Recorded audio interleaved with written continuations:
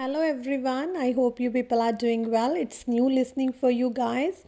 So attempt it and try to get good band score. There is map also, so you people can look at the directions and follow them very carefully. Moreover, guys, I will go with answers with the link. You can check it in description box. Okay. So now let's start. And don't forget to like, subscribe, and comment to Language Learning by Manu.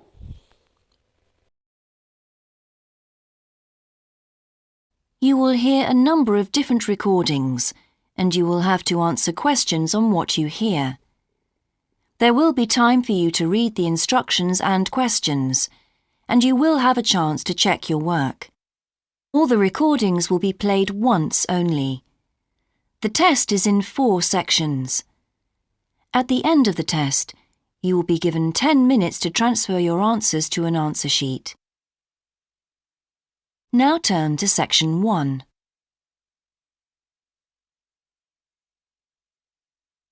Section 1. You will hear a conversation between a representative of an insurance company and a customer. First, you have some time to look at questions 1 to 3.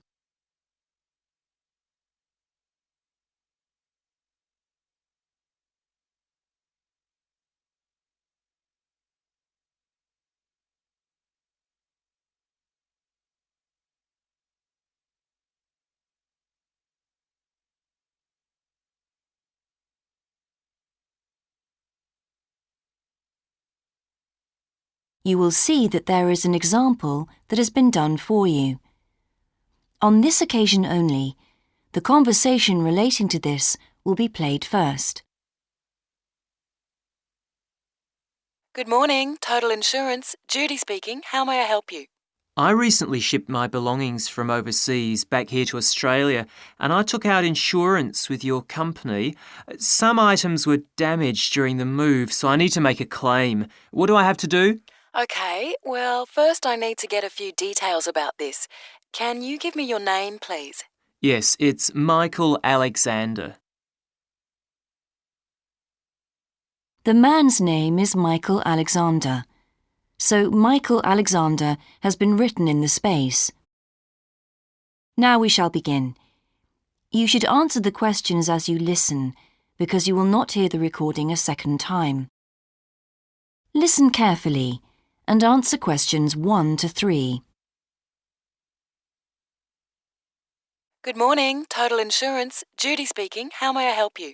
I recently shipped my belongings from overseas back here to Australia, and I took out insurance with your company.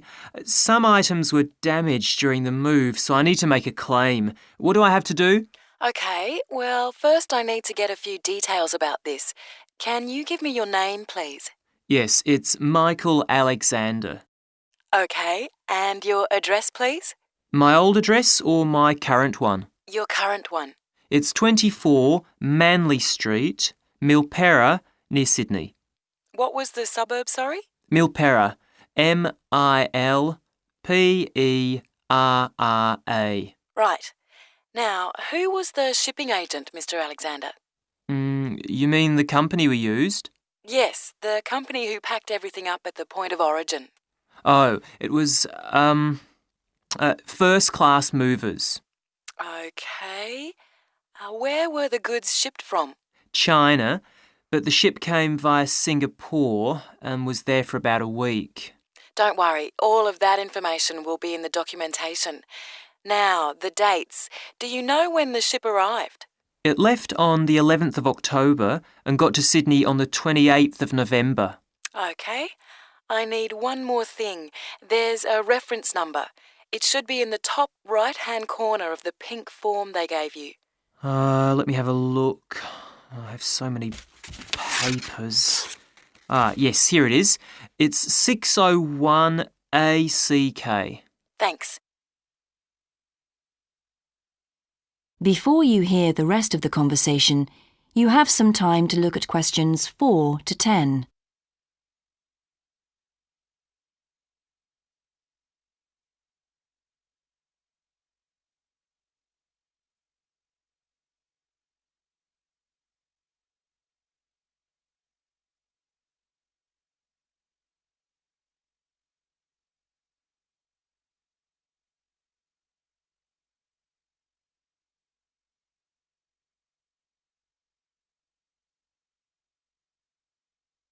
Now listen and answer questions 4 to 10. I need to take down a few details of the actual damage over the phone before you put in a full report. Can you tell me how many items were damaged and what the damage was? Yes, well, 4 things actually. I'll start with the big things. My TV, first of all. It's a large one, very expensive. Insurance doesn't cover electrical problems. It isn't an electrical problem. The screen has a huge crack in it, so it's unusable. I see. Any idea of the price to repair it? No. Well, I don't think it can be repaired. It will need a new one. OK, I'll make a note of that and we'll see what we can do. Now, what was the second item? The cabinet from the bathroom was damaged as well. It's a lovely cabinet. We use it to keep our towels in. And what is the extent of the damage? Well, the back and the sides seem okay, but the door has a huge hole in it. It can't be repaired. I'm really not very happy about it. And how much do you think it will cost to replace it? Well, when I bought it last year, I paid $125 for it. But the one I've seen here in Sydney is a bit more expensive. It's $140. Right. And what was the third item? My dining room table. It's a lovely table from Indonesia. It must have been very hot inside the container because one leg has completely split down the middle. The top and the other 3 look okay, thank goodness. Any idea of the price to repair it? Well, I had an estimate done on this actually because it is a very special table to us. They quoted us $200, which is really pricey, so I hope the insurance will cover the total cost. I'm sure that will be fine. What was the last item, Mr. Alexander? Well, we have a lovely set of china plates and dishes, with matching cups, saucers, the lot. They were all in the one box, which must have got dropped because some plates were broken. 6, actually. And can you tell me the replacement value of these? Well, it's hard to say because they were part of a set, but they can be up to $10 each as it's such a good set. OK, so that would be around $60 altogether. Yes, that's right. And is that all of the items? Yes. So, what do I have to do now? That is the end of section 1. You now have half a minute to check your answers.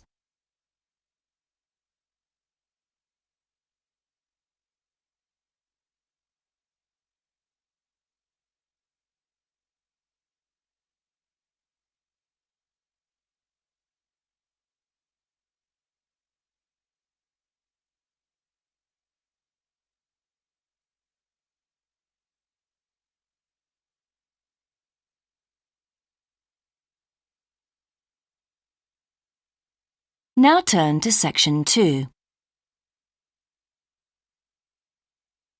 Section 2. You will hear an introductory talk about a new agricultural park. First, you have some time to look at questions 11 to 14.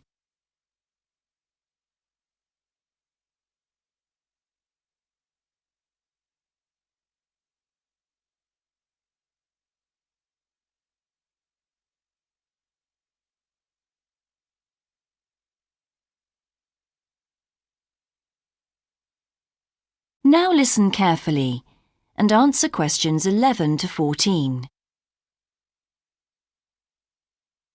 Welcome to Greenvale Agricultural Park. As you know, we've only been open a week, so you're amongst our first visitors. We have lots of fascinating indoor and outdoor exhibits on our huge complex, spreading hundreds of hectares. Our remit is to give educational opportunities to the wider public, as well as to offer research sites for a wide variety of agriculturists and other scientists. Let's start by seeing what there is to do. As you can see here on our giant wall plan, we are now situated in the reception block here. As you walk out of the main door into the park, there's a path you can follow. If you follow this route, you'll immediately come into the rare breeds section, where we keep a wide variety of animals, which I shall be telling you a little more about later. Next to this, moving east, is the large grazing area for the rare breeds. Then further east, in the largest section of our park, is the forest area. South of the grazing area, and in fact just next to the reception block, is our experimental crop area. In the middle of the park, this circular area, is our lake. These two small rectangular shapes here are the fish farms where we rear fish for sale.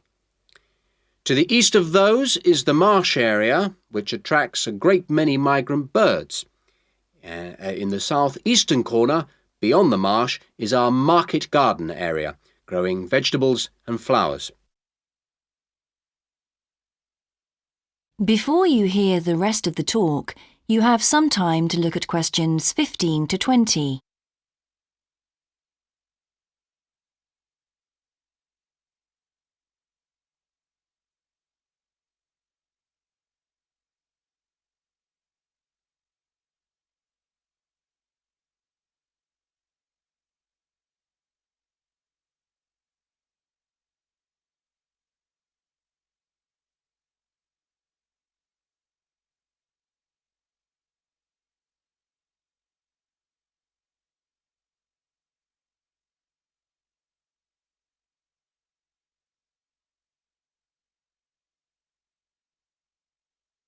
Now listen and answer questions 15 to 20. All these areas can be visited by the general public for almost all the year. Although, please take note of the large signs at the entrance to each area, which tell you when certain areas are being used for particular controlled experiments and are therefore temporarily out of bounds to the public. You can see for yourself what a huge area the park covers, and a key question is always, how can we move around? Well, you have a choice of means, all environmentally friendly. Cars are banned in the park. We have bicycles, which you can hire behind the reception block here. The healthy ones of you can go on foot. And finally, there's our electric tram, powered from solar cells. You find more information about this at the front entrance. A good place to start on your tour is the rare breed section. We keep goats, sheep and hens and other kinds of poultry. We're also thinking of bringing in cows and horses, but we do not as yet have facilities for these bigger animals. The animals are fed in public twice a day and a short lecture given on their feeding habits and nutritional needs. These are very popular with the public, but of course we mustn't lose sight of the main purpose of having this section, not as such to preserve rare animals, but to maintain the diversity of breeds, to broaden the gene pool for agricultural development. Greenvale changes with the seasons, with different events happening at different times of the year. May will be perhaps our most spectacular month, with the arrival of the Canada geese, and when our fruit trees will be in full blossom. But there are interesting events on all year round. For example, John Havers, our expert fly fisherman, is currently giving displays on the lake. Each of the sections has its own seasonal calendar, and please consult the summary board at the main entrance. And the final section, as we return to the reception blocks, is the orchard. Do take time to browse round our shop. There's a wide selection of books on wildlife, some of them written by local authors, and the history of farming, including organic farming, something which the park will be diversifying into in the coming months. That is the end of section 2. You now have half a minute to check your answers.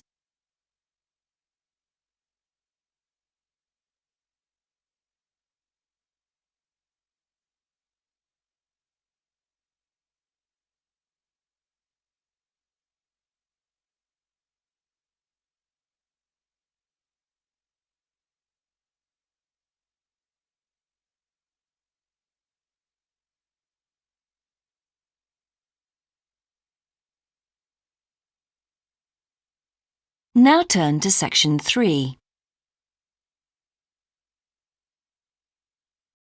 Section 3. You will hear part of a seminar in which a researcher called Grant Freeman discusses his work on Australian honeybees with a group of students. First, You have some time to look at questions 21 to 24.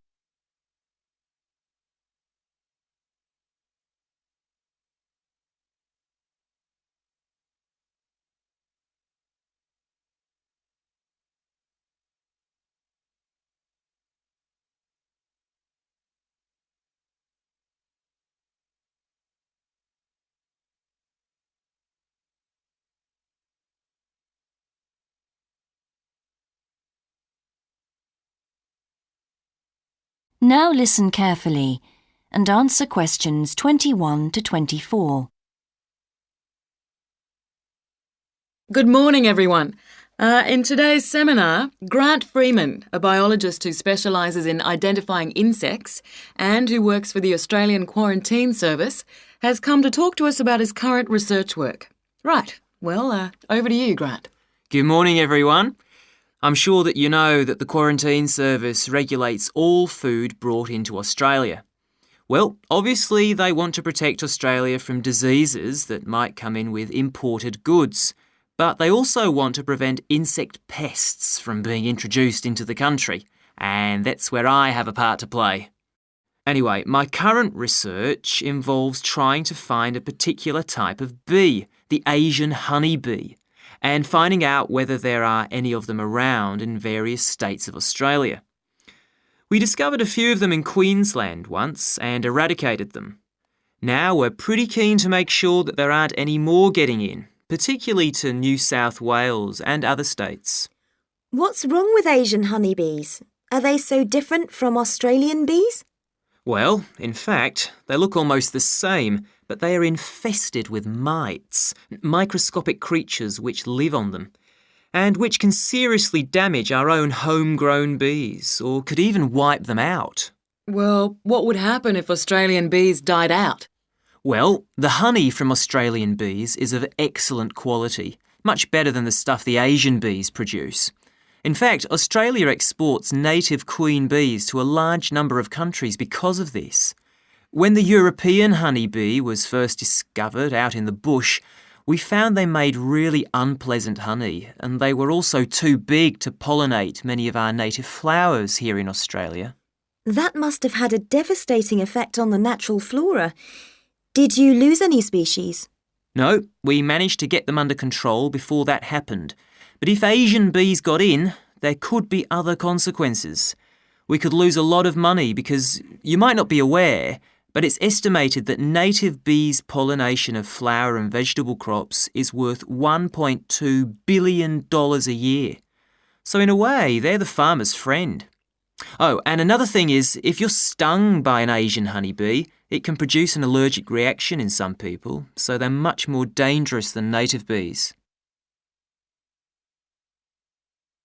Before you hear the rest of the seminar, you have some time to look at questions 25 to 30.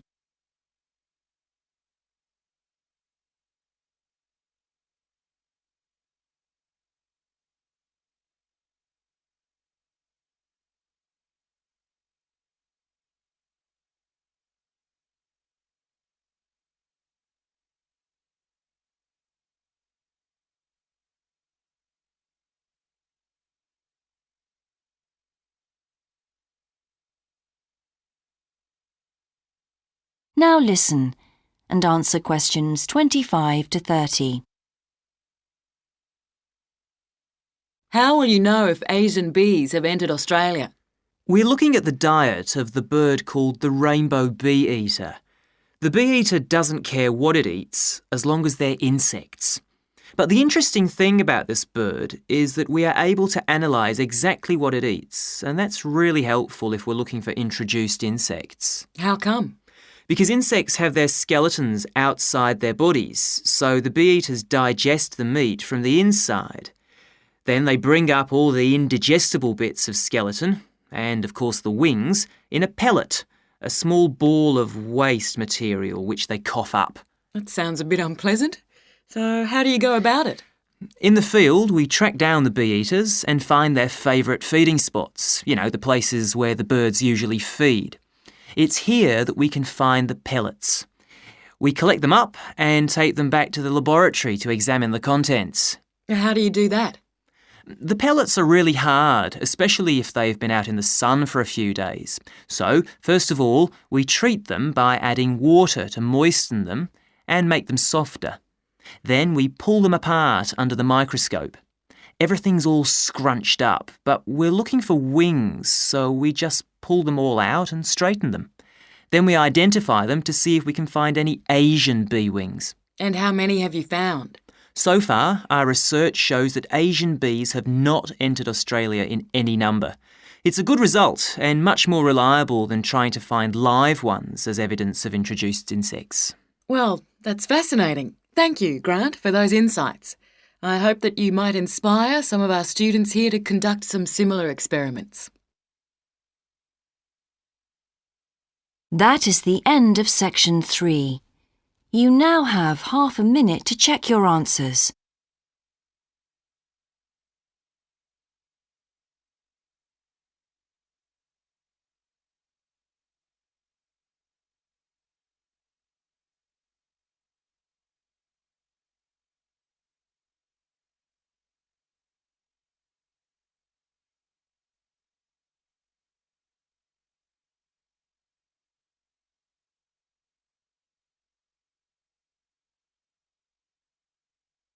Now turn to section 4. Section 4. You will hear a student called Shona giving a presentation on her research report. First, you have some time to look at questions 31 to 40.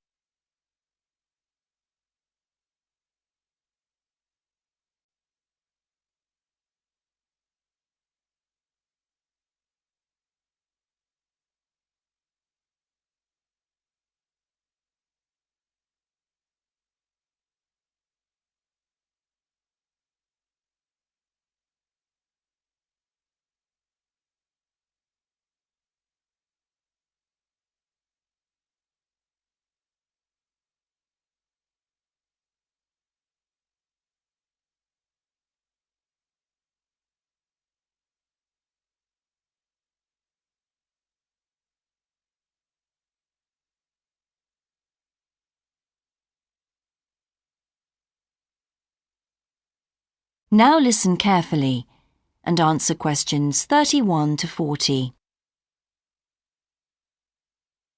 I've been doing some research into what people in Britain think of doctors, the ones who work in general practice, the first call for medical care, and comparing this with the situation in a couple of other countries. I want to talk about the rationale behind what I decided to do. Now, I had to set up my program of research in 3 different countries, so I approached postgraduates in my field in overseas departments, contacting them by email to organize things for me at their end. I thought I would have trouble recruiting help, but in fact, everyone was very willing, and sometimes their tutors got involved too. I had to give my helpers clear instructions about what kind of sample population I wanted them to use. I decided that people under 18 should be excluded because most of them are students or looking for their first job.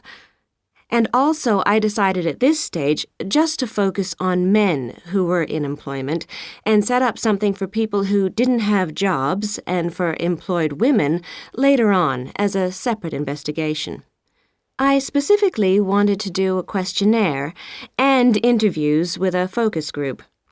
With the questionnaire, rather than limiting it to one specific point, I wanted to include as much variety as possible.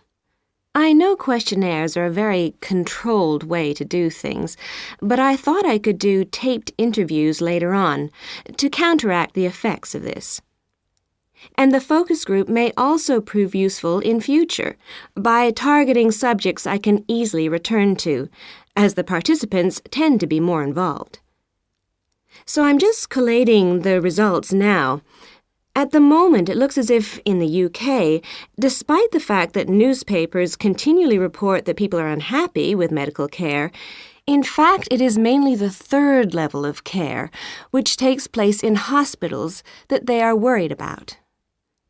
Government reforms have been proposed at all levels, and although their success is not guaranteed, long-term hospital care is in fact probably less of an issue than the media would have us believe. However, I've still got quite a bit of data to look at. Certainly, I will need to do more far-reaching research than I had anticipated in order to establish if people want extra medical staff invested in the community, or if they want care to revert to fewer but larger key medical units. The solution may well be something that can be easily implemented by those responsible in local government, with central government support, of course. This first stage has proved very valuable, though. I was surprised by how willing most of the subjects were to get involved in the project. I had expected some unwillingness to answer questions honestly, but I was taken aback and rather concerned that something I thought I'd set up very well didn't necessarily seem that way to everyone in my own department.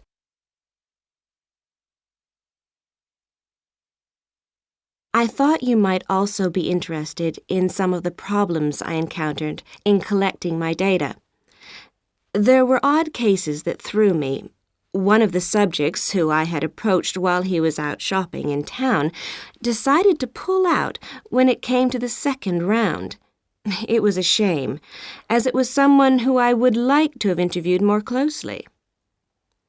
And one of the first-year students I interviewed wanted reassurance that no names would be traceable from the answers. I was so surprised, because they think nothing of telling you about themselves and their opinions in seminar groups. Then one of the people that I worked with got a bit funny. The questions were quite personal, and one minute he said he'd do it, then the next day he wouldn't. And in the end, he did do it. It's hard not to get angry in that situation, but I tried to keep focused on the overall picture in order to stay calm. The most bizarre case was a telephone interview I did with a teacher at a university in France. He answered all my questions in great detail, but then when I asked how much access he had to dangerous substances, he wouldn't tell me exactly what his work involved. It was a real eye-opener. That is the end of section 4. You now have half a minute to check your answers.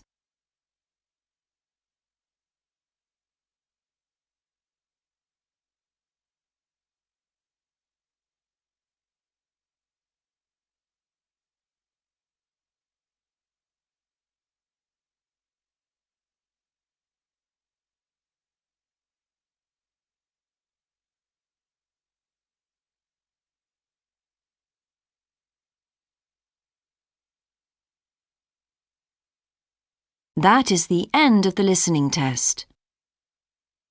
In the IELTS test, you would now have 10 minutes to transfer your answers to the answer sheet. So this is the end of your test. I hope you people will get good band score. Now you can check your answers by looking at the link. Take care. Bye bye.